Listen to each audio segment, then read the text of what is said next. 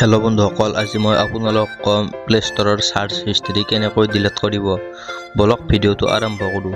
যদি মোৰ এই চেনেলটোত প্ৰথমবাৰৰ বাবে আহিছে, please like, share, comment, subscribe কৰিবলৈ একদমেই নাপাহৰিব। বলক ভিডিঅ'টো আৰম্ভ কৰোঁ। প্ৰথমতে আপুনি প্লে ষ্টৰটো ওপেন কৰিব। ওপেন কৰাৰ পিছত আপুনি সাৰ্চ বাৰত যাব। তাৰপিছত আপুনি এইবিলাক দেখিছে, তাৰপিছত এইবিলাক বহুতো সাৰ্চ হিষ্ট্ৰী আছে। এইবিলাক মই আপোনালোকক ডিলিট কৰি দেখুৱাই আছোঁ।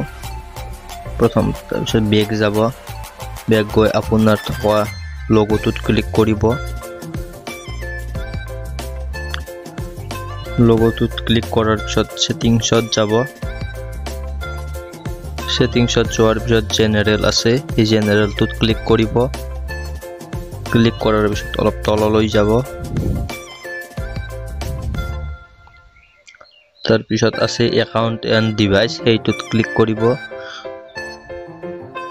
ক্লিক কৰাৰ পিছত লোডিং হ'ব আৰু অলপ তললৈ যাব। তাৰপিছত ইয়াতে আপুনি দেখিছে ক্লিয়াৰ ডিভাইচ সাৰ্চ হিষ্ট্ৰী, সেইটোত ক্লিক কৰিব।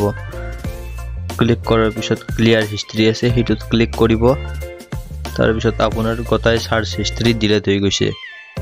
মই দেখুৱাই আছোঁ, এইবিলাক মোৰ এটাও সাৰ্চ হিষ্ট্ৰী নাই।